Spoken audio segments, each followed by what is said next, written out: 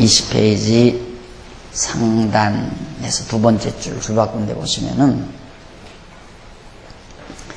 기독교 신학에 있어서 신론과 인재론은 전체 신학의 흐름과 방향을 좌우하는 중요한 역할을 담당하고 있다. 지금 우리는 이 책이 신학을 정립하는 데 있어서 매우 중요하다. 신학을 정립하는 데 있어서 중요하다. 지난번 말씀드렸죠. 우리 신앙 성숙에 있어서 중요하고 신학 정립에 있어서 중요하다. 그런데 신앙 성숙은 신학이 정립이 돼야 신앙 성숙이 된다. 기존에 우리 신학에서는 신앙과 신학은 별개의 것으로 생각을 해요. 신앙과 신학은 다르다.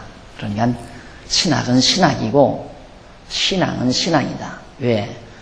신학이 필요 없죠. 신앙, 현재처럼 신앙생활 기존처럼 하려면 무조건 믿어야 되니까. 무조건 믿는데야 뭐 신학이 무슨 필요 있어요. 그러나 우리의 주장은, 성경은 신학이 절대 필요하다. 하나님을 알아야 믿는다. 하나님에 대한 정확한 정립이, 이론적 정립이, 또 지식으로서의 정립이 우리의 신앙생활에 큰 성장이 있다. 이런 의미에서 우리는 이 두 개가 밀접한 관계가 있다. 그러니까 신앙 성숙에 있어서 신학 정립이 매우 중요하다. 그런 뜻입니다. 그런데 이 책은 신학을 정립하는 데 있어서 아주 중요성을 지니고 있다. 그런 얘기예요. 그런데 신학을 정립한다 하면 신론과 인죄론, 신론, 인죄론. 신학은 인간이 하나님을 아는 거거든요. 그게 신학인데,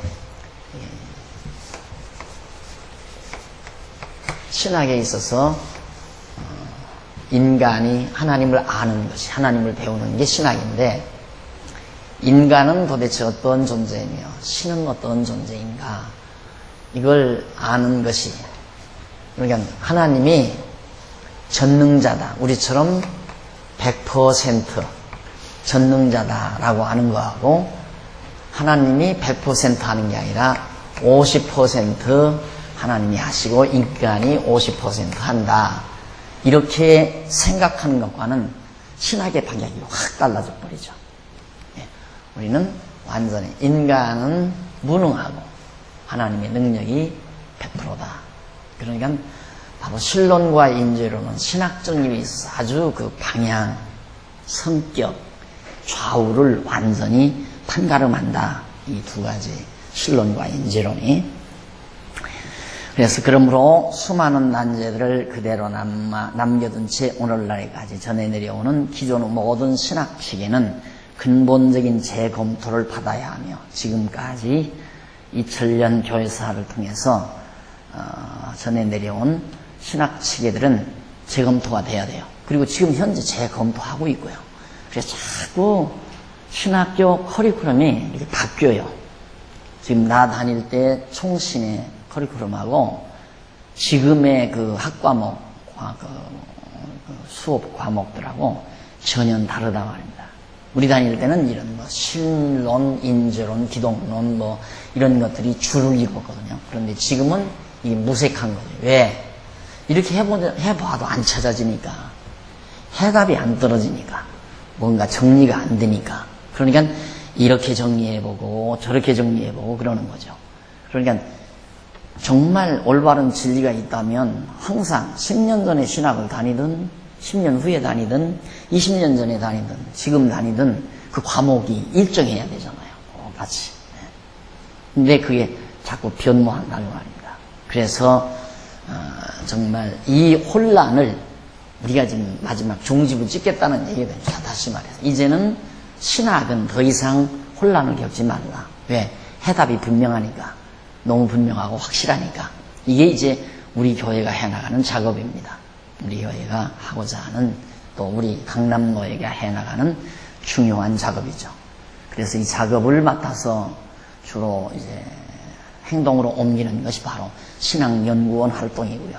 신앙연구원에서 많은 목사님들이 주어진 주제에 따라서 이제 하나하나 이 신학, 해답이 있는, 해답 없는 기존의 신학이 아니라 해답이 분명하고 확실한 그런 학적 체계를 구체적으로 정리해 나가는 작업이 바로 로고스 신앙연구원에서 해나가는 작업입니다. 그리고 이제 그러기 위해서는 신론과 인재론은 안제들의 초점이 되고 있는 죄에 대한 성경적인 바른 이해가 앞서야 하는 것이다. 예, 성경적인 바른 이해가. 아니, 가장 중요한 게 신론에서는 우선 신의 삼위일체론도 해답이 없어요. 그리고 하나님의 작정과 예정에 대해서도 이것도 분명하게 제시를 못하고 있고요. 그러면 하나님의 사역, 하나님의 이제 시류 이런 문제들, 하나님 존재하는 것 증명하느냐, 존재 증명 못한다 이 말이에요. 가장 중요한 건 신학인데 하나님을 배워야 되는데 가장 중요한 게 하나님이 있어야 배우잖아요. 그러면 신론에서 하나님의 존재 증명이 확실히 떨어져야 되잖아요. 봐라, 이러니까 하나님은 존재한다. 이게 존재 증명이 돼야 되는데 우선 존재 증명 자체를 못해요. 신학에서. 그러니까 이것 가지고는 안 되는 거죠. 그래서 이렇게 막 교파가 많아지고 이론이 많아지고 또 신앙 형태도 자꾸 다양해지고 신이 없는데 신이 있는 것으로 믿게 하려니까 이상야릇한 짓을 한단 말입니다. 방언을 시킨다거나 환상을 보게 한다거나 하여튼 그 신비스러운 일들을 내세워가지고 봐라, 이러니까 신이 있다. 그래서 이제 신비주의자들이 순간적인 열정은 나요. 순간적인 열정은. 왜? 내 등골이 뜨겁더라 이거예요. 내가 기도하는데 내 등골이 확 뜨거워오더라. 그러니 하나님은 계시지 않느냐, 이런 얘기거든요. 또 내가 기도하니까 막 음성이 들려오더라. 그 음성 들려오는 거 보니까 하나님 계시더라. 이런 식의 소위 체험적 신앙을 강조하는 것이 소위 오순절식 그런 신앙운동이거든요. 그러니까 그건 막 불 붙듯이 벌 때 일어나듯이 확 일어나는데, 그런데 이제 그게 반복이 되다 보면 이게 왜 그랬구나, 내가 그때 최면 상태에 들어갔구나, 내가 그때 착각을 했구나, 이런 것들이 하나하나 이제 발견이 되니까 나중에는 이제 세월이 흐르면 이제 막 허탈해지는 거죠. 그래서 이제 신앙이 흔들리기 시작하고, 그래서 우리 한국교회가 그런 상황에서 이제 하나님을 갖다가 있다, 하나님이 계시다, 봐라 내가 기도하니까 사업 잘 되지 않더냐, 하나님께 정말 넓은 아파트 달라고 목매어 기도하니까 이사가게 하시더라. 도로 그럴 수가 있죠. 근데 기도해서 이사간 게 아니라 기도 안 해도 이사간 사람 많단 말입니다. 20평에서 30평으로 이사간 사람, 새벽 기도 안 하고 이사간 사람도 숱한데, 기도 100일 동안 기도하니까 하나님께서 20평 팔아가지고 30평으로 이사가게 하셨다 이거예요. 그런 식의 이제 경험적, 체험적 신앙을 자꾸 한국교회가 강조한 이유가 신존재 증명을 못하니까 그런다 이 말이에요. 그리고 이제 인간의 문제, 인죄론의 문제, 죄란 무엇인가 이것도 정리가 안 되고, 또 인간 문제도 이것도 이제 정말 우리에게 의지가 있느냐 없느냐 이런 문제도 하나 정리가 안 되는 거예요.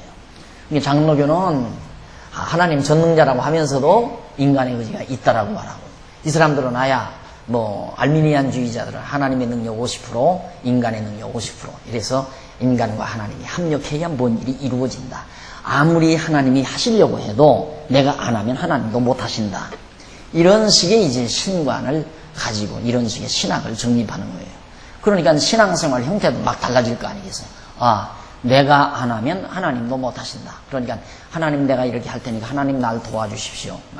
나는 50%밖에 힘이 없으니까 하나님은 50% 힘을 좀 내게 보태주십시오. 그래서 자기 욕심대로 목표를 정해놓고 아우성치며 그렇게 기도하는 이유가, 그건 불공들이는 거죠. 하나님 날 좀 살려주십시오, 도와주십시오, 구하오니 허락해 주십시오, 주여 하면서 그렇게 기도한. 우리는 안 하잖아요. 여러분들은 그렇게 기도하는 사람 하나도 없단 말입니다. 왜 그렇게 기도하는 사람 없는가? 신학이 정립이 되니까 그런 신이 아니다, 내가 욕심대로 구한다고 해서 하나님이 이루어주는 신이 아니다, 그렇게 알기 때문에 구할 필요도 없거니와 구해지지도 않는다 이 말이에요. 그러니 신학 정립이라는 게 신앙생활이 얼마나 중요한 겁니까? 또 뿐만 아니라 하나님이 이렇게 50% 내가 잘해야 하나님도 해주신다. 이런 식으로 알게 되면은 뭔 일이 안 되는가. 아, 내가 기도를 안 했기 때문에, 내가 안식일 보냈기 때문에, 내가 11조를 덜 했기 때문에, 11조를 떼먹기 때문에, 이래서 하나님이 내 일이 안 이루어지게 하셨구나. 항상 일이 안 되면 불안한 거예요. 내가 무슨 죄가 있나. 그래서 항상 자기 죄에 대해서 두려움과 공포에 질려있고요.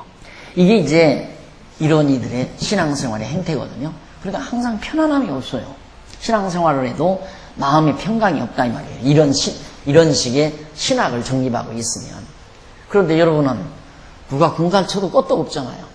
조주받았느니 뭐 당신 그러다가는 벌받느니 해도 끄떡없다 이 말이에요. 이유는 그렇게 신학이 정립이 되니까 그런다 이 말이에요. 그런 신학이 정립이 되니까 하나님은 모든 만사를 작정하셔서 작정대로 이루시고 언약대로 이루어 가시는 신실하신 하나님이시고 우리를 만세진에 다 예정해 놓으시고 우리의 앞길 생애를 다 하나님의 정하신 뜻대로 인도해 가신다.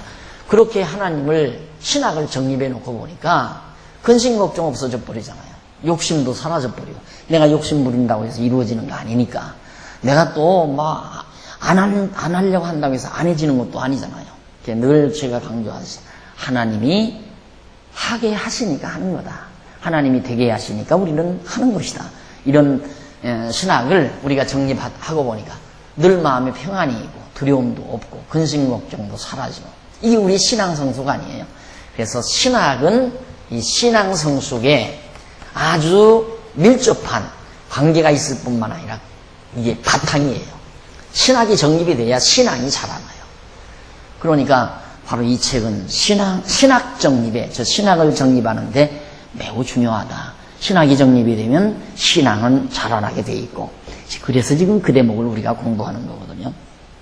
그리고 그 다음 그 줄바꾼데 보시면은 20페이지 위에서 9째 줄. 기독교의 은혜교리는 기독론과 구원론에 대한 바른 정립에 매우 중요한 역할을 한다. 자, 신론과 인재론. 이것은 이제 신학의 기초예요. 가장 중요한, 아주. 그 다음에 이제 나오는 그 줄바꾼 데 나오는 기독교의 은혜교리는 기독론과 구원론. 은혜는 기독론, 구원론.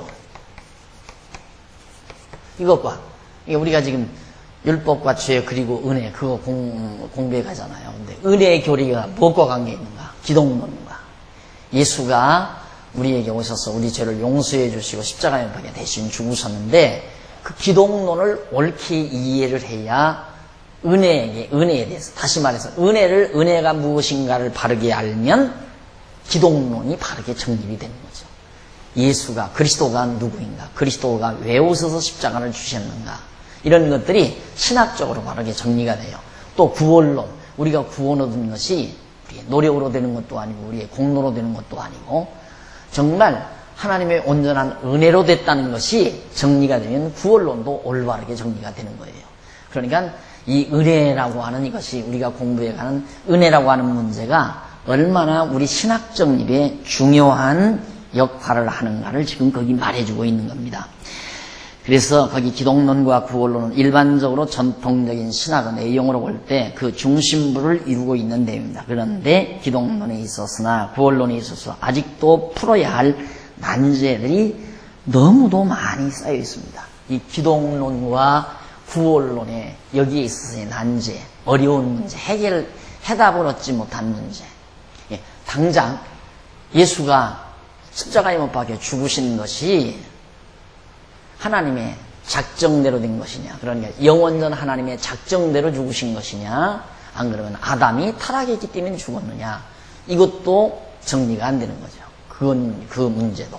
또 예수의 인성과 신성, 어떻게 하나님이 인간이 되느냐, 그럼 예수의 인성과 신성에 관한 문제도 지금 해답이 없어요. 그래서 무조건 예수는 참 하나님이요 참 신이다, 이렇게 정리하고 만 거예요.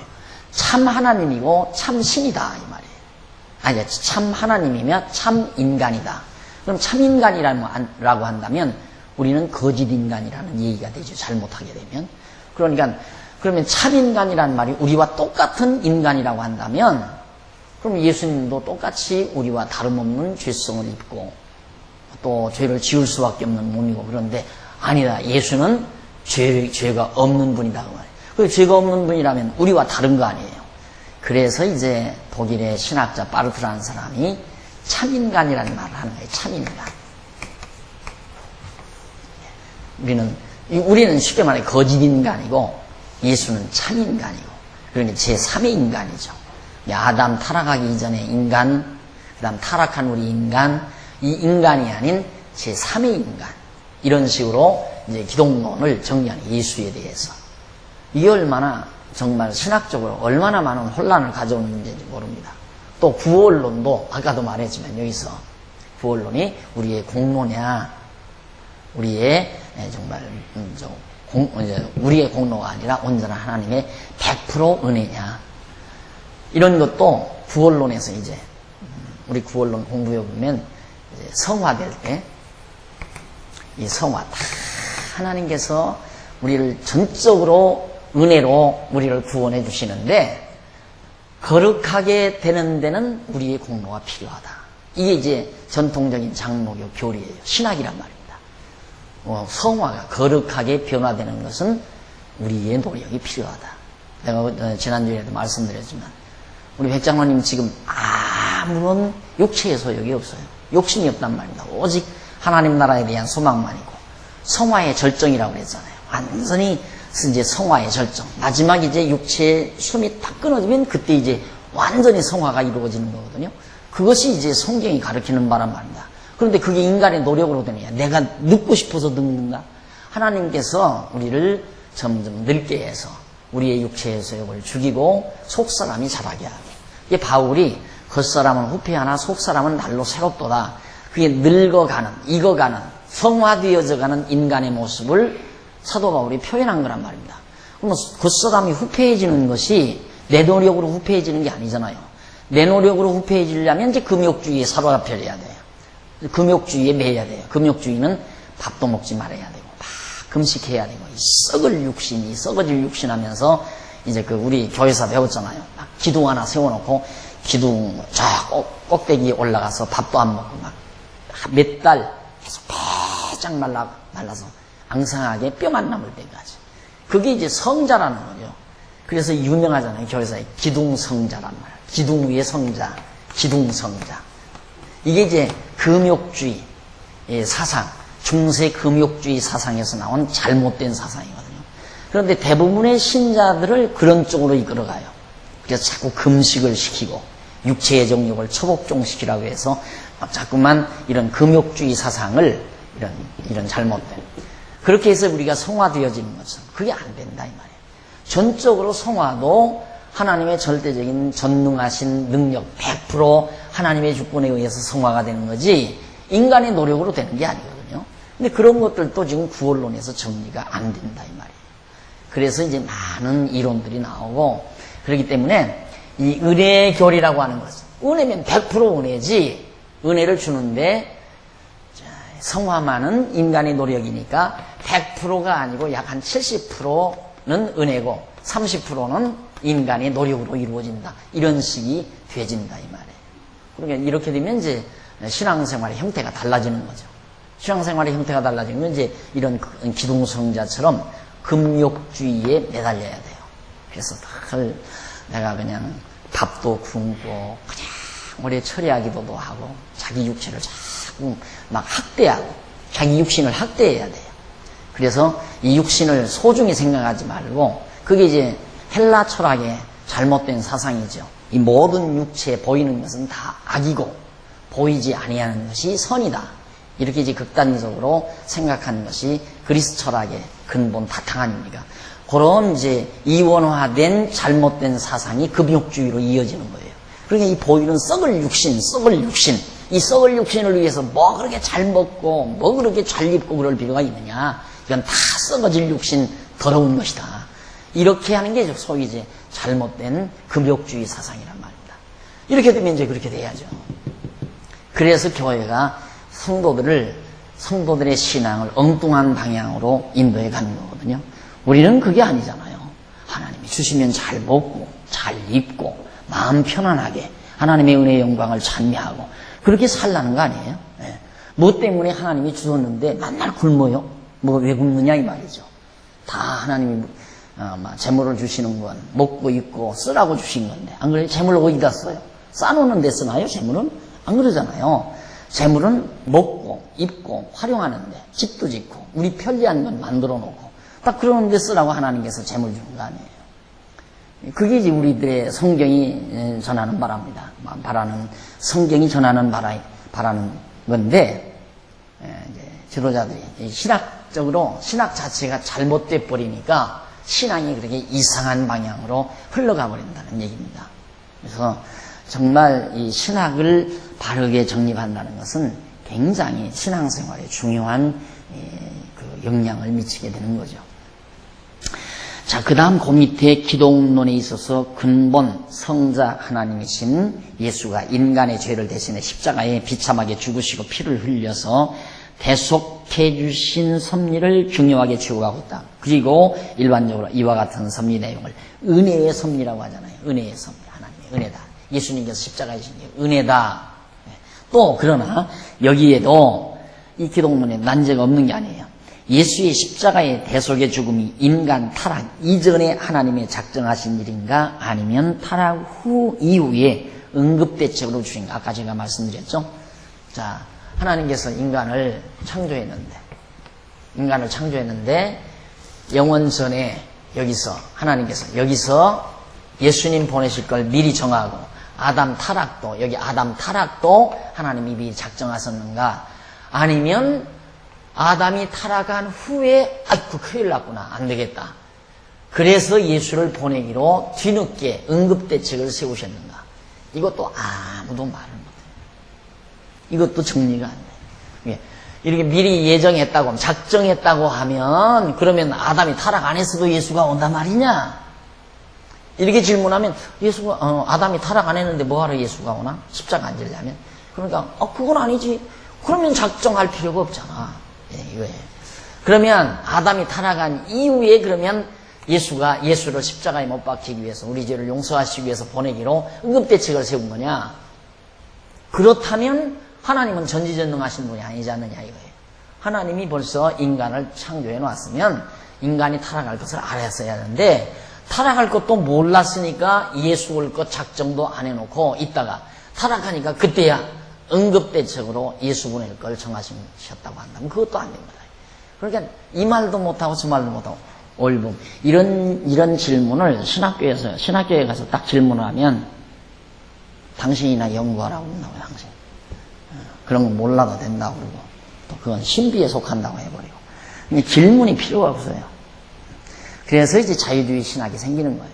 이 소위 보수주의 신학, 우리가 지향하고 있는 이 합동보수층, 이런 보수주의 신학 계열에서 학생을 공부를 시키려면 그냥 다 놔둬야 되잖아요. 마음껏 머리로 생각하게 하고 질문하게 하고, 그리고 교수는 모든 질문 다 받아서 척척 답변을 해줘야 되고 그러는데, 그게 아니에요. 딱 모아놓고 국민학교 학생들, 중학교 학생들 공부시키듯이 해요. 교수는 노트 가지고 와서 불러요. 그러면 학생들 계속 40-50분 동안 막 계속 받아 적는 거예요. 계속. 나는 그걸 안 받아 적었어요. 받아 적는 척 하면서 이렇게 고개 숙이고 가만히 있었지. 그거 받아 적은 뭐예요? 아무 필요도 없는 거. 그럼 받아 적어 놔봤댔자 학교 졸업하고 다시 보는 것도 아니에요. 무슨 얘기를 하려고 하나 하고 그것만 듣고 있었지. 그렇게 공부해가지고, 그러다가 이제 뭔 일 하나 이런 문제를 또 하나 질문을 하면, 하나님의 신비에 속하는 거니까 묻지 말라고 그래요. 그럼 배우면 뭐예요? 아무것도 모르는데, 정리가 안 되는데. 그래서 이런 난제들이 우리 보수주의 신학이 그대로 있기 때문에 결국 자유주의 신학이 생기고 인본주의 신학이 생기고, 야, 저 엉터리다 이거죠. 완전 엉터리다. 저 학문도 아니다 그거예요. 해답이 없는 거니까 학문이 아니죠. 자, 그 다음 이제 넘어가서 그렇다면 제일 밑에 20페이지 제일 밑에 중간에 보면, 그렇다면 하나님께서 왜 아담의 타락을 작정하셨다는 말인가? 그러면 하나님이 다 여기 십자가에 못 박힌 거 다 작정했다. 영원전에 다 작정했다. 창세전에. 이때 다 작정했다. 아담 타락도 작정했다. 그러면 하나님 뭐 때문에 작정했느냐 이거예요. 그럼 그것도 모르는 거죠. 또 작정했다 얘기하면 그럼 하나님은 왜 타락하게 작정해 놨느냐? 그리고 타락하게 작정해 놓고 왜 타락한 아담을 왜 실문하는가? 왜 죄인이라고 책망하시느냐 이 말이죠. 할 수가 없어요, 대답을. 그래서 이제 선악과 문제가 그래서 걸리는 거예요. 선악과 문제가. 그래서 선악과를 하나님이 왜 만들었나? 저것 때문에 타락했으니까. 이렇게 물으니까 야, 이 사람아, 나도 하나님께 가면 제일 먼저 물으려고 그러네. 왜 하나님이 선악과를 만들어 놨나? 모르겠다 이 말이에요. 이 유명한 주석학자가 한 말이에요. 그러니까 이런 아주 정말 중요한 부분들이 하나도 해결이 안 된 채 하니까 목사는 무시게도 해요. 목사는 목소리 크고 털만 조면 한국교회에서는 목사를 했어요. 지금까지. 목소리 크고 하여튼 털만 조면 뭐 무식하게 해도 다 통하니까 믿어만 해도 그냥 되고 믿습니까? 만 해도 나 아멘 할렐루야 하니까 이상한 나라예요. 하여튼 우리나라가 이상한 나라. 그런 식으로 한국교회가 지금까지 해왔거든요. 그럼 이제 다 무너나게 돼 있죠. 그거 오래 못 가게 돼 있어요. 지금 20, 30대들이 그 말 듣고 앉아서 하니까 여기 오셨네 우리 저 집사님. 우리 딸내미 집사님 딸내미 미국에 공부하러 가는데 가서 제일 걱정이 엄마한테 전화가 왔는데 엄마 이상해 뭐가 교회가 이상하다고 그러는데요. 그게 아닌데 자꾸 이상한 기도를 하고 설교도 이상하게 하고 앞으로 1년 넘게 교회 때문에 큰 걱정이라고 그러더래요. 그러니까 여기 나와서 그렇게 별로 깊이 연구를 안 했어도 주일날마다 이렇게 좀 들었어도 귀로 다 들어간 거예요. 들어가서 판단 능력이 있죠. 그러니까 벌써 그런 세대들이 앞으로 지금까지 해온 한국교회 형태 속에서 신앙생활을 하겠느냐 이거죠. 절대 못하죠. 여러분들도 못해요. 여러분들도 지금 뭐 20, 30대가 아니래도 다른 교회 가서 신앙생활을 못하잖아요. 그러니까 교회 사랑해야 돼요. 이 교회 아니면 여기 아니면 우리 강남로의 산하교회가 아니면 신앙생활을 할 데가 없어요. 여러분들. 그냥 적당히 다니면 모르지만 일단 귀가 거슬리는데 어떻게 다녀요. 그래서 우리 목사님들에게 내가 신신당을 행정 철저히 해라. 행정을 철저히 해라. 뭐 교회 안 나올까 봐서 하고 가서 아쉽게 그렇게 매달리고 그러면 완전히 교회 엉망되니까 일 안 한다면 시키지 말고 또 뭐 와서 막 시끄럽게 하면 아이고 뭐 그만 두라고 하고 뭐를 시끄럽게 하느냐고. 그래 아주 그냥 깨끗하게 그렇게 교회 행정을 해나가라. 또 뭐 자꾸 시끄럽게 하고 뭐 불평불만하고 하는 사람 붙들어 놓고 온 교회 뭐 마음 상할 건 뭐 있어요? 안 그래요? 한 집안 식구도 그러잖아요. 선호도도 식구 살아도 한 사람만 기분 나쁘고 온 식구가 다 기분 나쁜 거라. 밥상머리에 앉았는데 막내 녀석이 아니 막내네 내가 기분이 시무룩하면 온 식구들 밥맛 싹 따라놔요. 나 한 사람만 기분이 시무룩해도 안 좋아도. 그런데 교회 안에서 이 좋은 교회 안에서 공연히 속상하고 공연히 뭐 마음 상하고 불평불만하고 뭐하러 놔둬요. 혼자 나가서 살라고 하지. 더 좋은 교회 있으면 나가라고. 여기 나쁜 교회니까 장안중앙교회는 나쁜 교회니까 더 좋은 교회로 가라. 더 좋은 교회. 나 10번도 보낼 거예요. 10번도. 철저하게. 교회 나쁜 교회 뭐로 있어요? 좋은 교회로 가지. 안 그래요? 그러니까 당장 표가 나잖아요. 그럼 왜 얼마 안 다녔는데도 젊은 세대들이 미국 가서 미국이 훨씬 발전한 것 같지만 가서 못 듣는 걱정이라고. 당연하죠. 못 듣죠. 안 되죠. 그러니까 여러분 정말 교회 사랑해야 되고 아껴야 되고 정말 교회가 흠집 날까봐 여러분들이 정말 각별히 조심해야 되고 이렇게 해서 우리 장안중앙교회를 통해서 진리가 바르게 잘 정립이 되고 이 진리가 잘 후대에 전승이 되기 위해서 그게 이제 우리 할 일이에요. 솔직히 정말 글 쓰기 위해서 책상만에 앉았으면요 노동은 하겠어요. 솔직히 나를 들어 교회 사찰집사라면 세상 편하겠어. 솔직히 사찰집사라 얼마나 좋아요. 공지연대 나가서 싹싹 쓸어 내키고 밤만 나고 땀 뻘뻘 흘리고 샤워 싹 하고 한번 여러분 머리 쓰면서 한번 생각해봐요. 이게 정말 이렇게 답답하게 안 열리는 것 같으면 못해요. 이게 딱 내키면 머리가 이게 완전히 돌아요. 해답이 안 떨어지면 돌죠. 이게 쫙쫙 풀려나가니까 피곤해도 이걸 하는 거죠. 예. 여러분들 그만큼 바로 이 책이 가지고 있는 비중이 크다는 거. 신학 정립이 매우 중요한데 신학 정립에서 아주 중요한 부분이 바로 이 책에서 말하고자 하는 것이다. 그 다음 조금 내려가서 그 위에서 두 번째 줄, 다섯 번째 줄, 21페이지 다섯 번째 중간에 보시면 하나님께서 피조계의 되어지는 상황에 따라 섭리하시는 분이실까? 그러면 작정을 안 하셨다면 이 세상, 영원전의 모든 이 세상 일을 다 작정 안 하셨다면 하나님은 이 세상에 그냥 일이 되어지는 대로 하나님은 섭리해 가시는 분인가? 작정대로 섭리하는 게 둘 중에 하나일 거 아니에요. 하나님 모든 걸 작정해 놓고 섭리하든가 아니면 세상 굴러가는 대로 하나님은 그냥 구경만 하고 계시는 분이든가 둘 중에 하나일 거 아니냐 이 말이에요. 이런 것들이 깨끗하게 아주 깨끗하게 정리가 돼야 내 생각도 또 마음도 정리가 되고 머리도 정리가 되고 그래서 이제 확신도 오고 그래서 힘도 나고 그런 거 아니겠어요? 자, 그 다음 쭉 내려가서 거기 선악을 알게 하는 과일나무까지 다 나와요. 예, 선악과 구문질까지. 중간쯤 보시면 줄바꾼데 구원론에 있어서도 이제 구원론 얘기 나와요. 지금까지는 기독론이었어요. 구원론에 있어서 구원은 하나님의 은혜의 선물이라고 해서 구원론과 은혜교리와의 관계를 밀접하게 여기고 있습니다. 구원은 하나님의 선물이다. 선물은 은혜 아니에요? 은혜와 구원, 구원은 선물이니까 완전한 은혜란 말입니다. 그런데 여기에 대해서도 허다한 의문이 다 도사리고 있습니다. 그 줄바군데 보시면 바로 밑에 하나님의 구원 섭리에는 많은 과정이 있는데 이 모두가 하나님께서 인간에게 거저주시는 은혜일까? 구원하는 과정이 소명, 아까 다 설명했어요. 소명, 부르심, 회개, 중생 등등 해서 이제 쫙 나오는데 성화에서는 이건 인간이 노력을 해야 된다. 그래야 성화가 된다. 이제 이 얘기란 말이에요. 그러면 인간의 노력이 들어가면 그건 완전한 은혜가 아니죠. 완전한 은혜가. 이런 것들이 이제 왜 그런 말을 하는가? 왜 성화가 인간의 노력이 우리가 노력해야 된다고 왜 가르치는가?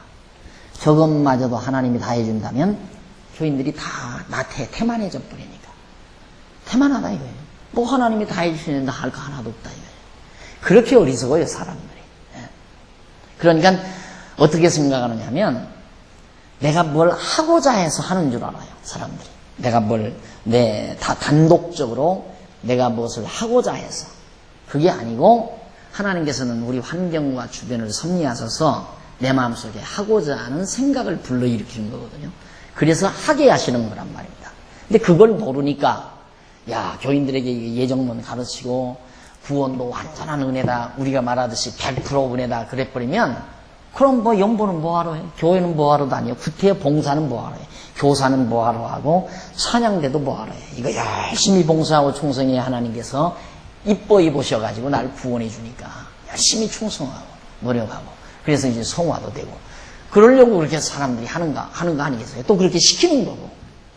그런데 우리는 도리어 그게 아니잖아요. 하기 싫으면 하지 말아라. 말이에요. 하기 싫으면 하지 말라는 말이 그래서 내가 절대 무슨 억장매는 말로 하는 게 아니라고 했잖아요. 하기 싫은 건 하나님이 그 마음속에 하기 싫은 마음을 준 거예요. 그러니까 하지 말아야 된다 이 말이죠. 하고 싶은 마음을 주는 건 하나님이 주신 거니까 하는 거고요. 그래야 이게 순수해지지 하기 싫은데 하는 건 위선이거든요. 위선이라는 건 남을 기만하는 행위란 말입니다. 그렇잖아요. 내가 교회 봉사하기 싫은데 오늘 예를 들어서 여기 교회 청소를 한다. 하기가 싫은 거야. 하기 싫은데 이거 집사가 돼가지고 안 하면 또 찍힐지 모르지. 그러니까 하는 척이라도 해야지. 왜 그 짓을 해요? 왜? 뭐 때문에? 그 짓 하지 말라 그 말이에요. 안 해야 교회도 좋은 거예요. 교회로서도. 그런 사람들이 교회에 많이 들어와 버리면 교회가 완전히 잘못되져 가는 거예요. 순수해지지 않는다 이 말이에요.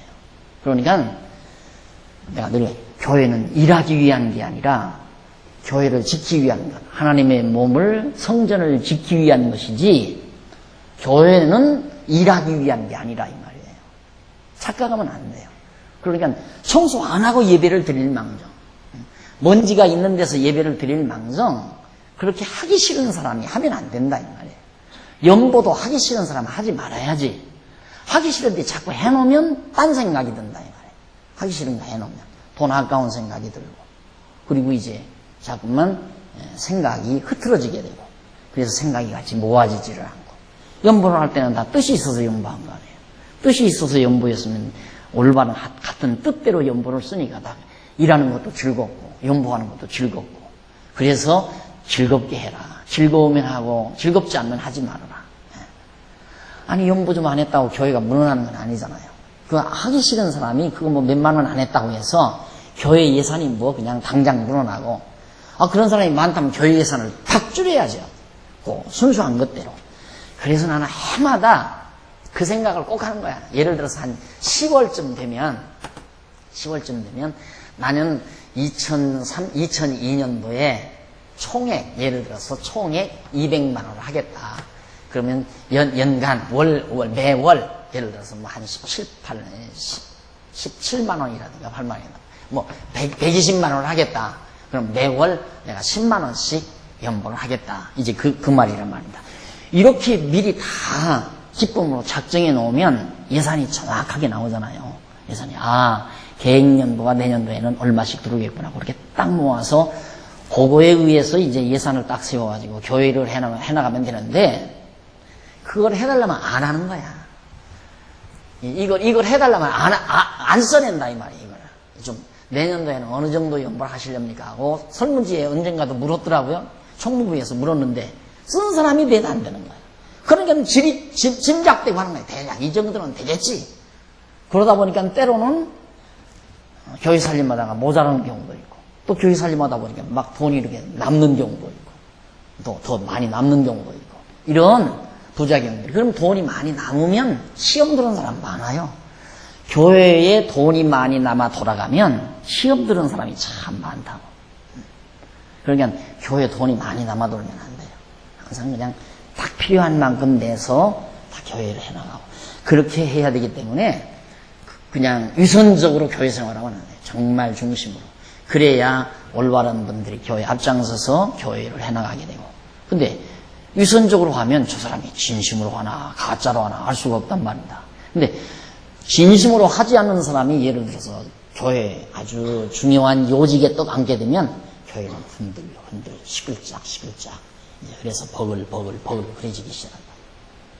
철저히 절대 봉사하기 싫으면 하지 말고, 연보하기 싫으면 하지 말고, 교회도 나오기 싫으면 나오지 말고, 그냥 불평불만 할 바에 안 나. 뭐하러 나와요 여기 불평불만 할 바에.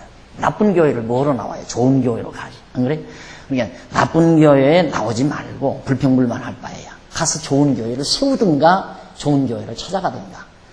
여기 안 나온다고 구원 못 받아요? 장안중앙교회 안 나온다고 구원 못 받는 건 아니에요. 구원은 거저 그냥 교회 한 번도 안 다니다가 죽을 때 아이고 내가 예수님 모르고 내가 못 믿었습니다 하고, 그죠? 예수님이 내 구주임을 인정하면 그냥 구원 얻을 수도 있어요. 예수님 한평강도 금방 구원 얻었잖아요. 구원 얻는 건 간단해요. 그러니까 정말 제가 지금 강의하는 이 내용을 여기 그래도 수요일 나오시는 분들은 그래도 어쨌든 교회 중요한 직분들을 가지고 계신 분들이니까 깊이 알아들으셔야 돼요. 그러니까 절대 교회 일 억지로 시키지 마세요. 그러니까 아무리 집사가 돼도 권사가 돼도 장로가 돼도 일 안 하면 빼놔야 돼요. 빼놔야죠. 일 안 하는데 뭐하러 시켜요. 딱 빼놓고, 그리고 일하는 사람들로 하나하나 교회를 바르게 지어가야 교회가 튼튼하고 견고하죠. 그리고 그렇게 자꾸 안과 밖이 다르게 교회 사랑하지도 않으면서 사랑하는 척 하는 것도 절대 철저하게, 장로님들은 그런 걸 골라내야 되고, 앞장서 일하시는 분들은 그걸 잘 살펴야 돼요. 진심으로 교회를 사랑하는지 한 척 하는 건지 이런 것들, 이게 다 정말 하나님의 은혜라는 걸 모르니까 그런 결과가 나오는 거니까, 자꾸만 내가 뭘 어떻게 해야, 충성해야 하나님이 구원해주고, 또 내가 봉사를 해야 하나님께서 나를 천국으로 보내준다. 이런 잘못된 교리들을 남발을 해서 성도들의 신앙을 자꾸 왜곡시킨다 이 말입니다. 그리고 그 밑에 줄바군데 보시면은 하나님의 구원 섭리에는 많은 과정이 있는데 이 모두가 하나님께서 인간에게 거저 주시는 은혜일까 아니면 어느 정도 부분만일까 이제까지 설명한 내용입니다. 넘어가서 22페이지 위에서 네 번째 줄 보시면은 줄바군데 이상과 같은 허다한 난제가 하나님의 은혜의 선물이라는 구원에 관한 진리체계 안에 보살이고 있는 것들이다. 이러한 난제들을 포함하는 기독교의 구원론은 신자들에게 구원의 은총이나 은혜에 대한 감격을 감소시키고 또는 느끼지 못하게 하는 엄청난 결과를 가져다 준다. 그래서 내가 늘 그러잖아요. 감격이 없는 사람은 봉사할 자격이 없어요. 감격이 없는 사람은 연보할 자격도 없는 거예요. 감격이 없는 사람은 신앙생활을 행복하게 할 수 없어요. 감격. 근데 그래서 이제 감격이 있을 때 봉사도 하고 연보도 하고 친교도 나누고. 생각해 보세요. 친교를 나누는데 항상 하기만 하는 사람은 누구 욕이나 하고 불평불만이나 하고 그 누가 가까이 하겠어요? 친교하기가 싫은 거죠. 남 욕하는 거 듣기 좋은 사람 있어요? 하나 듣기 좋은 사람 없어요. 하나. 남 욕하고 비난하고 험담하고 그죠? 이런 것 좋아하는 사람 하나도 없다며. 딱 만나면 어쩐지 그 사람만 만나면 푸근하고 즐겁고 편안하고 얘기를 아무리 나누어도 헤어지기가 싫고 이래야 이 친교가 되는 거 아니겠어요? 이래야. 내가 놀란 게 있는데요. 지난번 성남시에 있는 교육자 한 30-40명이 우리 교회 방문했잖아요. 그래서 정말 여전도에서 막 있는 정성 없는 정성 다 해서 나도 그런데 저 처음 받아봤어요. 식탁포 깔아가지고 기가 막히게 손수건까지 수건까지 다 해서 그렇게 해놓아가지고 기가 막히게 잘 대접을 했는데 커피 나오는 시간을 못 기다려요. 못 기다리는 이유는 앉아있을 수가 없는 대화가 없어요. 할 말이 없다 이 말이에요. 목사 7-8명이 이렇게 둘러앉아 있는데 정말 마음 터놓고 소곤소곤 신앙에 대해서 진리에 대해서 말할 수 있다면 그 커피 나오는 시간이 문제입니까? 커피 나오고도 또 집사님들이 아이고 커피 더 드릴까요? 와서 더 따라줄 정도로 앉아서 이게 친교가 돼야 하는데 밥 먹고 그 시간을 기다리기가 따분하니까 그냥 일어나 버리고 가더라고. 그리고는 한 테이블은 커피가 나와서 마시면서 한동안 조금 늦게까지 얘기를 하고 가더라고. 이 친교란 함부로 아무나 해지는 게 아니에요. 이 같은 사람끼리 친교를 하거든요. 그러니까 정말 대화가 통하고 아름다운 대화가 있고 대화하면 할수록 마음이 편안하고 즐거우면 헤어지지 않잖아요. 계속 앉아서 하잖아요.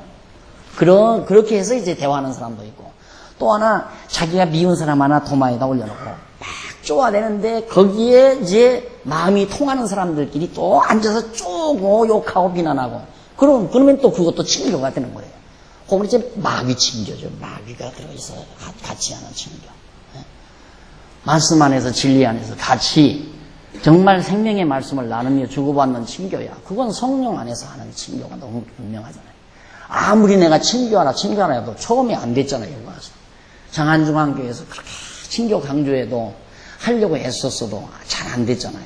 근데 여기 와서 1년이 지나 2년이 지나 하니까 지금은 막 여기저기 모여 앉아서 친교들을 하고 뭐 늦게까지도 막 밤늦게까지도 부서끼리 모여 앉아서 뭐 삼겹살 사다가 구워 먹어가면서 그냥 밤늦게까지 그러는 걸 보면 야 되는구나 내 마음에 정말 되는구나 그 말이에요. 이 친교가 이루어져야 돼요.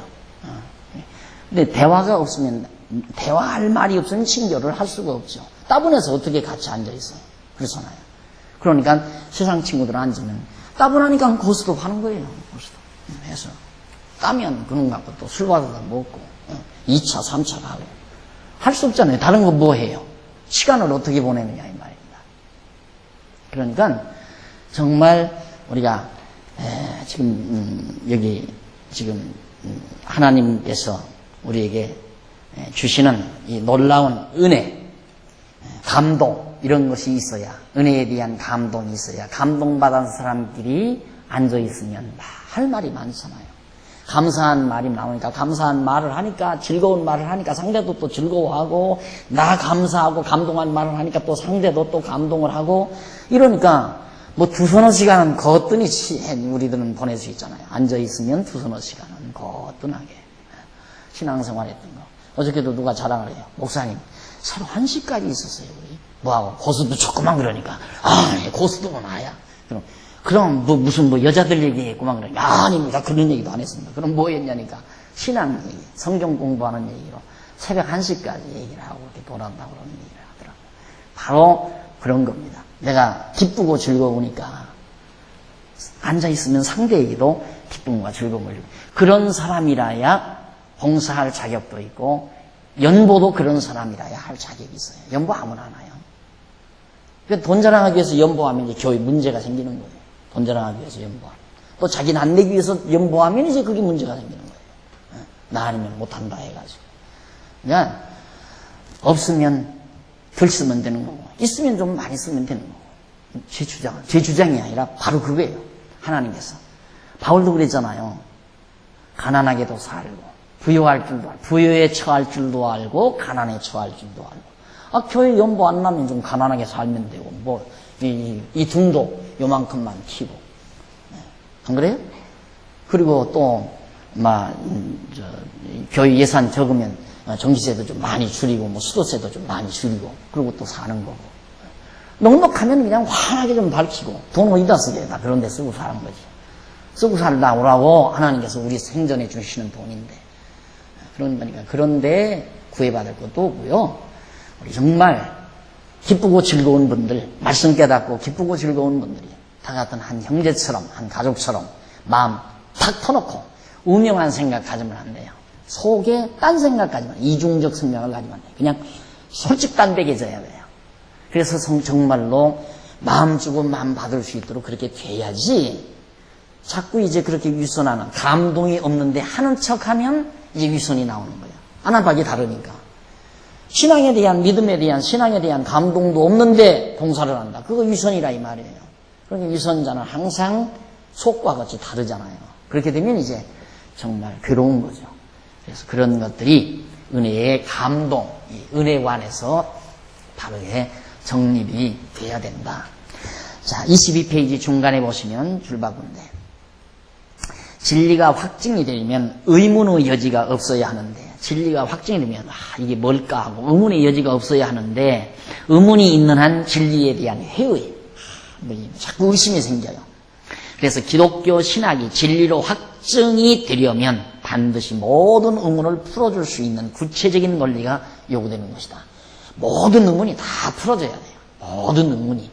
그러니까 모르는 것 풀어주지 못할 것이 없어야 된다 그 말이에요. 그래야 믿어지잖아요. 확실하게. 그래서 이제 은혜에 대한 여기도 아직 기존 신학에서는 확실한 대답이 없는 입장이고 신론이나 인재론도 기독론도 다 문제투성이다 이 말입니다. 그래서 총체적이고 전포괄적인 논리가 없는 부분적이고 단편적인 주장은 한낱 고집, 자기 고집에 불과한 것이다. 총체적인 진리체계 안에서 정말 일관된 논리체계에 의한 확고한 대답이 있어야 하는 것이 신학이다. 이 신학을 정립하는 데 있어서 초보적으로 율법과 죄 그리고 은혜라고 하는 이 책은 참으로 매우 중요한 역할을 한다. 흔히 교회 안에서 좀 더 구체적으로 자세히 진리에 대하여 즉 신학적인 내용에 대하여 알고자 하는 자들에게 적당히 알고 믿으라든가 또는 무조건 믿으라는 말로 답하는 교사들을 보게 된다. 교사들을 보게 되는 게 다 그렇죠. 적당히 하려고 너무 그렇게 하려고 하지 말라요. 그냥 무조건 믿으라고. 순종하고 충성하고 기도 열심히 하고 그냥 무조건 믿으라고. 그러지 질문하는 거 꼬박꼬박 대답해주는 교사 없잖아요. 신학교 가도 대답을 안 해주는데 이게 신학교 가서 질문하면 찍혀요. 질문하면 그건 그 교수한테 60점 맞은 60점 주는 거 잘 주는 거예요. 58점 딱 줘요. 아주 빡빡하게. 이 2점 때문에 재강받아야 돼요. 그거 돈 더 내고 과목 등록 더 해서 한 학기 더 공부를 해야 한다 이 말이에요. 그러니까 그 질문 안 하죠.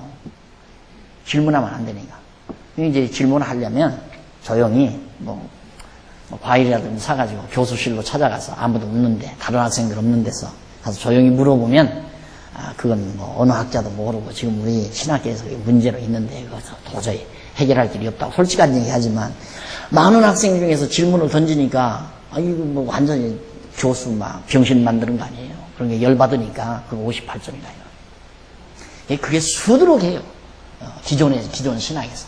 이 말을 내가 이렇게 강의를 하니까, 설말이야 그랬대요. 지금 신학 다 하신 분이, 신학교 다 가서 신학들 했잖아요. 그분들이 설말이야 했는데, 가니까 정말 그렇더라 이거죠.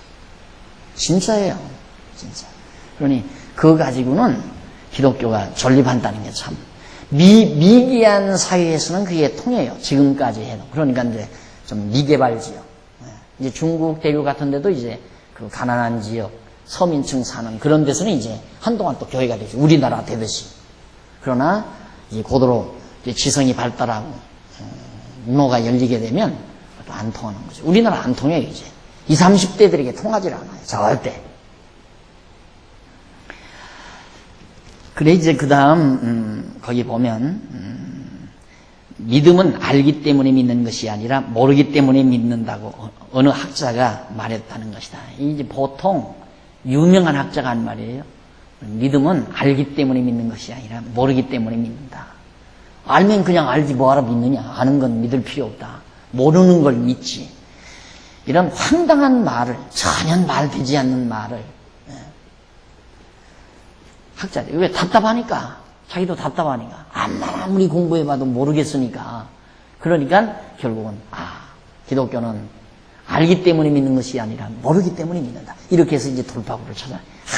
그 유명한 말이다. 이게 굉장히 유명한 말이다.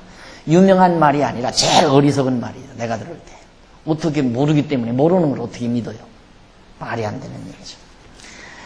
그러나 적어도 진리를 사수하고 전하는 진정한 교사라면 이 같은 무책임한 말은 해서는 안 되고, 마땅히 확실한 답을 얻기 위해 연구를 게을리하지 않는 겸손한 자세가 필요하다고 답을 찾아서 알려주려는 진지한 노력이 있어야 마땅한 거죠.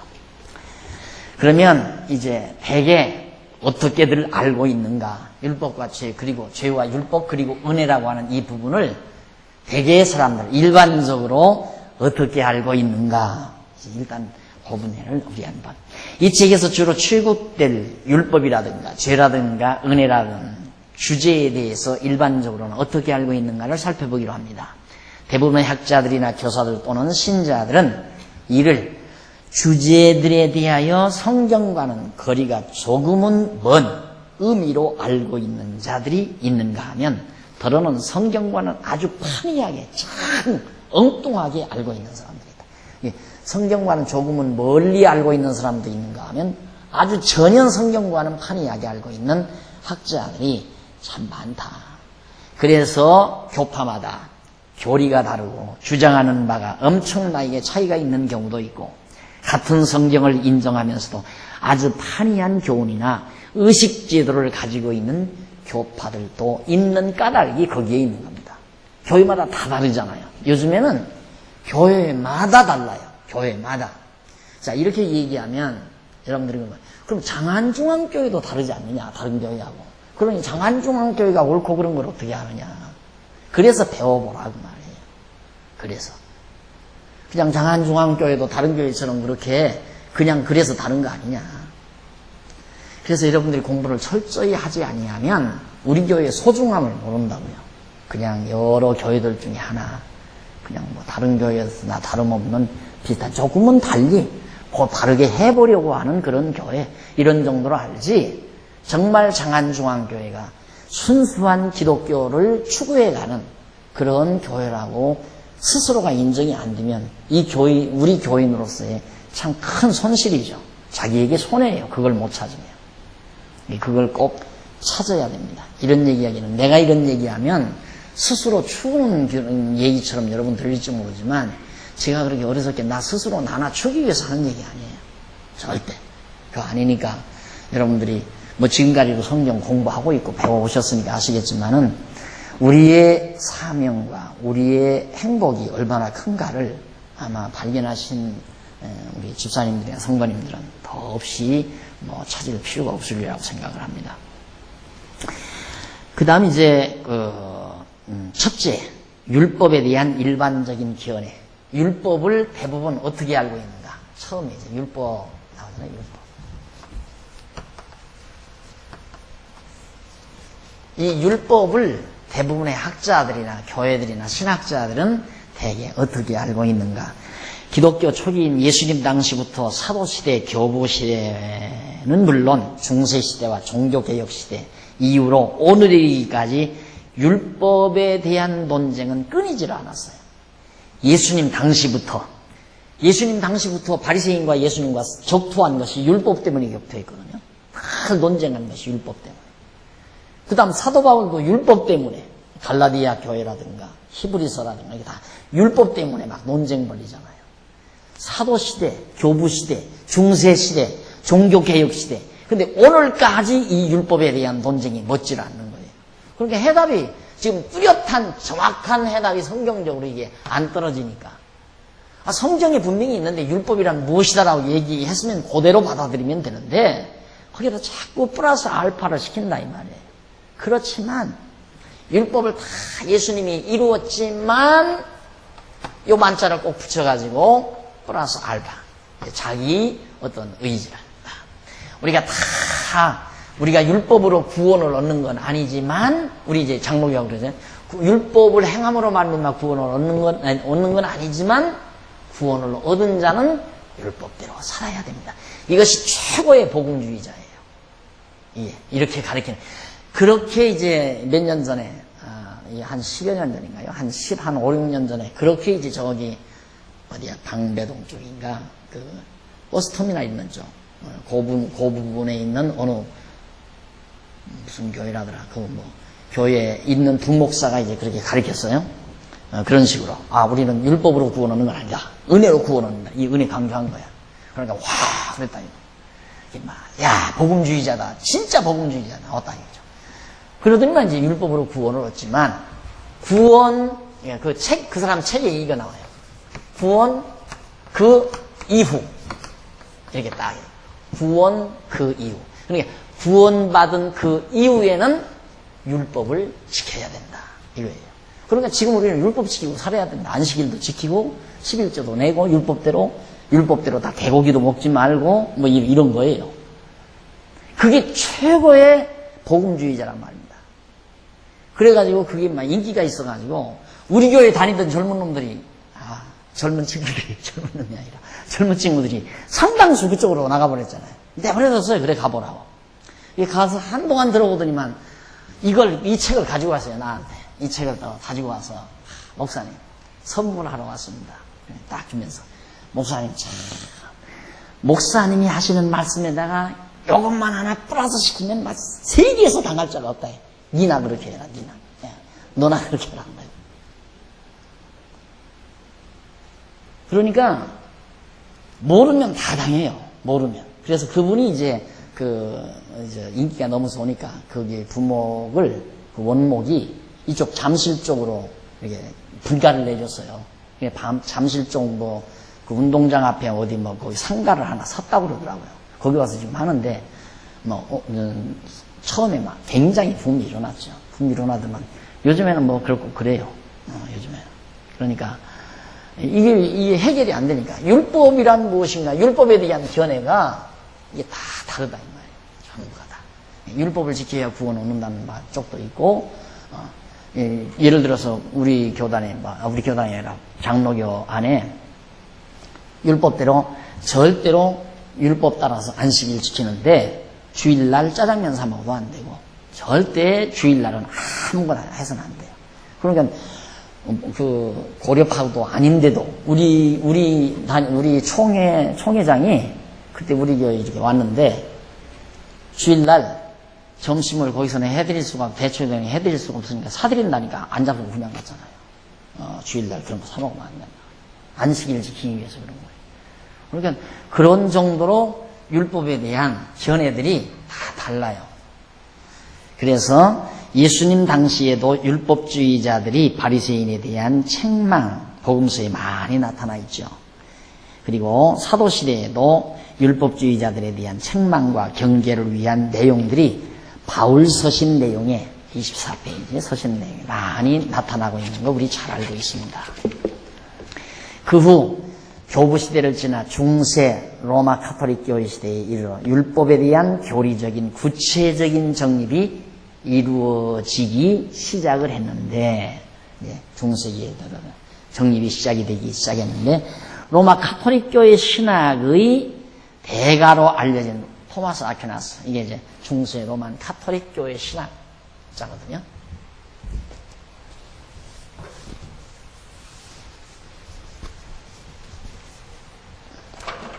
예수님 오신 다음 이제 4세기 이후 로만 캐토릭이 이제 16세기까지 이게 이제 중세기 아니에요? 로만 카톨릭 중세인데, 이 시기부터 이전에도 예수님이나 사도 바울이나 교부들이나 이런 사람들이 그 율법 문제로 굉장히 이제 시달렸어요.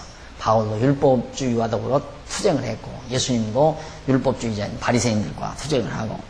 근데 중세기 로만 캐토릭이 이제 이때 정립을 하는데, 율법에 대한 교리를 도덕법과 의식법 그리고 재판법 등으로 구분을 했습니다. 그 가운데 도덕법은 십계명이라는 뜻으로, 이때 이제 도덕법이라는 게 생긴 거예요. 도덕법. 이게 도덕법이니까 우리가 지켜야 된다. 뭐가? 십계명이에요. 그래서 이제 종교개혁 될 때, 종교개혁, 이때 이제 16세기 종교개혁이 됐으면 이 십계명에 대한, 이 도덕법에 대한 견해가 바뀌어졌어야 되잖아요. 근데 그것도 율법에 대한 견해를 잘 해석을 못하니까 이걸 못 바꾸고 그대로 종교개혁이 됐는데도 도덕법으로 그냥 넘어온 거예요. 종교개혁이요. 이게 이제 프로테스탄트 개신교, 우리 세대 아니에요, 이게죠. 칼빈이 이제 종교개혁 해가지고 이렇게 되는 건데. 그래서 지금도 이렇게 찬송가 뒤에다가 십계명을 다 박아놓은 거예요. 이것만은 지키라, 이거예요. 이것만. 그냥 답답한 거예요. 근데 이렇게 해놓고는 또 이제 예배모범에서는 안식일이라는 말을 안 써요. 주의 날로 쓰고, 주의 날이라고 해요. 주의 날로. 안식일이라는 말 안 써요. 여기 십계명대로 안식일이라고 써야지. 안식일을 거룩하게 지키라. 이렇게 써야 하는데, 예배모범에서는, 헌법에서는 안식일이란 왜?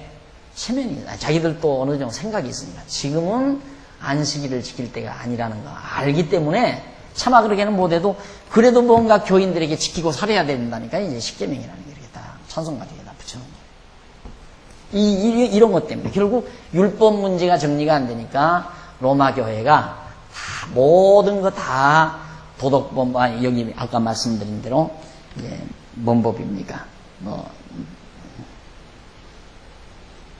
재판법, 도덕법, 그 다음 의식법.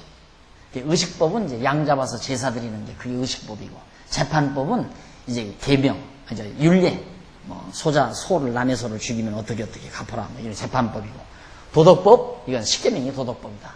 그런데 모든 다른 것, 재판법이나 의식법은 다 예수 그리스도 십자가 이걸로 다 이루어졌지만은 도덕법만은 남아있다 이거예요. 그러니까 도덕법은 우리가 지켜야 된다. 그게 도덕법이 십계명이다. 그래서 제가 율법 문제로 이제 총의와 더불어 싸울 때 제가 그랬어요. 우상을 만들지 말라. 여호와 이름을 망령되이 일컫지 말라. 그런 거 아니? 안식일을 거룩하게 지키라. 이게 이제 1계명에서 4계명까지 그렇게 쭉 나오는 건데, 내가 재판하는 그분에게, 교리 재판하는 분에게, 그러면 안식일을 거룩하게 지키라는 것이 도덕법입니까? 종교법입니까? 물었어요. 그게 도덕법이냐 그러니까. 안식일 거룩하게 지키는 게 무슨 도덕법이에요? 도덕법이란 뭐 살인하지 말라, 도둑질하지 말라, 거짓말하지 말라, 이런 게 도덕법이죠. 도덕법은 아니죠. 그러면 도덕법은 아니면 이거 아니지 않습니까? 십계명이 도덕법이 아니지 않습니까? 근데 왜 자꾸만 십계명을 지키라고 하느냐? 이제 그렇게 따지고 물은 거예요. 근데 이제 솔직히 신학자들이, 양심 있는 신학자들은 이걸 이제 중세기에서 이제 의식법, 재판법, 도덕법으로 이렇게 세 분류로 딱 나눠놨는데, 성경은 어떻게 나눠놨느냐면 실제 성경은 계명, 율례, 규례, 법도. 계명과 율례와 규례하고 법도로 나뉘어요. 율법을 보면. 근데 계명은 이제 십계명으로 나오고, 율례는 이제 백성들의 생활법이에요. 백성들의 생활법. 율례고, 규례는 이제 제사하는 규례고, 법도는 이런 것들을 지켜나가는 방법이에요. 의식 방법. 예, 법도는. 이게 이제 둘 다 관계가 있는 거죠. 이렇게 나누는데 이걸 갖다 이런 식으로 나누지를 않고, 이걸 이제 도덕법으로 나누고, 이건 재판법으로 나누고, 예, 구교에서. 그 다음 규례는 이제 의식법으로 나누고. 그런데 이 둘은 다 이제 폐해됐다. 예수님을 통해서. 근데 이것만은 남아있다. 아무 근거 없이 그렇게 만들어 놓은 거예요. 이걸 종교개혁자들이 비판 없이 이렇게 나왔는데, 특히 이제 종교개혁자보다는 칼빈이 원래 법학자였어요. 아버지가 법률을 시켜가지고 판검사나 정치를 하게 하려고, 칼빈이 머리가 좋으니까 아버지가 이제 법대를 보냈는데, 법대 가서 공부하다가 이제 법률학자가 됐는데, 나중에 이제 그 종교개혁자를 만나서 감동을 받고, 칼빈이 이제 이 종교개혁에 몸을 담게 된 거란 말입니다. 그러다 보니까 법률적으로 이제 이 십계명 율법을 보다가 보니까 여기서 크게 손질을 못하고 칼빈이 그대로 이걸 옮겨다 놓은 거예요, 도덕법으로. 그러다 보니까 뭐 칼빈이 그래 놔버리니까 그 뒤에 400~500년 지금 20세기 지나오는 동안, 이 기간 동안 감히 누가 칼빈을 손대느냐 이 말이에요. 아무도 손을 못 대는 거죠. 그러니까 그거 손댔다가는 2단, 3단 막 난리가 치니까, 거기에서 제가 목사의 목을 걸고 이거 문제제기를 한 거예요. 그래서 이거 아니다. 율법은 그게 아니다. 성경대로 율법은 우리를 죄인되게 만드는 거고, 은혜를 깨닫게 하기 위한 하나의 과정적 법이고, 그건 오실 메시아에 대한 예표적인 언약이고, 이렇게 해서 그걸 구체적으로 학문화하고, 여기서 이제 그걸 설명하려고 하는 거예요. 그 부분을. 그러니까 우리 운동이나 우리 장안유광교회 운동, 이 말씀 운동이라는 것이 무슨 장난이 아니에요. 진짜 이게 장난이 아니고, 세기에 정말 엄청난 이 진리 싸움을 우리가 시작을 한 거고, 그것이 지금 굉장히 파급 효과를 가지고 있는 거고, 이건 반드시 승리하게 돼 있는 거고, 이게 시간 문제예요. 여러분들이 보시다시피 우리 운동은 쫄아들지를 않잖아요. 쫄아들지를 않아요. 계속 성장해 가지, 꾸준히. 꼭 곡식이 성장하듯이 꾸준히 성장해 가지, 왈칵 일어나는 것도, 왈칵 일어날 수가 없죠. 이게 꾸준히 배워서 자꾸만 번져나가야 되기 때문에, 그래서 이제 생명력이 있는 거예요. 그러니까 이만큼 율법 문제가 심각하고 중요한 것을 여러분들이 이해를 하시고, 다음 시간 우리 24페이지에서부터 그 종교개혁 부분에서부터 밑에 6째 줄 거기서부터 하도록 하고, 오늘 강의 여기서 마치도록 하겠습니다. 기도하십시다. 아버지 하나님, 은혜와 사랑을 감사드립니다. 컴컴하고 어두운 밤길과 같은 이 세대에 우리들에게 밝은 진리의 빛을 비춰주시고, 진리 안에서 참 평안과 자유함을 얻게 하신 하나님의 크신 사랑을 진심으로 감사드립니다. 오늘 또 저희들 정말 우리에게 담아주신 이 소중한 보화를 간직하기 위해서 갈고 닦는 아름다운 시간을 가졌습니다. 이 자리에 참석한 사랑하는 모든 성도들의 마음속에 총명함과 밝은 마음과 지혜와 명철을 허락하소서, 진리를 진리대로 간직하고 이 진리 안에서 참 평안과 감동을 얻고 사는 귀한 종들이 되도록 주께서 역사하시고, 이 진리를 사모하는 숱한 영혼들 국내 여러 곳에 많이 있습니다. 하나님 아버지요, 그 영혼들 사랑하소서 말씀 접하게 하소서하오니, 진리 안에서 강하게 무장해서 선한 싸움에 같이 동전할 수 있는 귀한 종들로 삼아주시옵시기를 비오며, 저희들 돌아가는 발길 지켜주시고 주 안에서 다시 만날 때까지 평강을 더하시옵소서. 예수님 이름으로 기도드립니다. 아멘.